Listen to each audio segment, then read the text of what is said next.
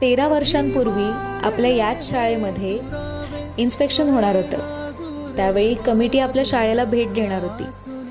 मी इयत्ता 3री मध्ये होते आणि सगळ्यांचं असं ठरलं होतं की प्रत्येक वर्गातल्या किमान 3-3 मुलांनी तरी समोर जाऊन भाषण करायचं होतं. कारण 1 ऑगस्ट होता आणि लोकमान्य टिळकांची पुण्यतिथी होती.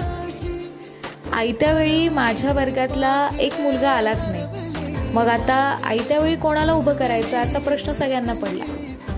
त्यावेळी याच सागवेकर मॅडमनी आमच्या इयत्ता 3रीच्या वर्गातल्या सगळ्यात जास्त आणि सतत बडबड करणाऱ्या मुलीला पकडून आणलं. एक कागद घेतला, पेन घेतला आणि त्याच्यावरती 4 ओळी लिहिल्या आणि त्या तिच्या हातात नेऊन दिल्या. तिला माईक समोर अक्षरशः ढकललं आणि कानात म्हणाल्या, दिवसभर तर इतकी बडबड करतेस, मग या 4 ओळी म्हणून दाखव, वक्तृत्व तरी सुधारेल.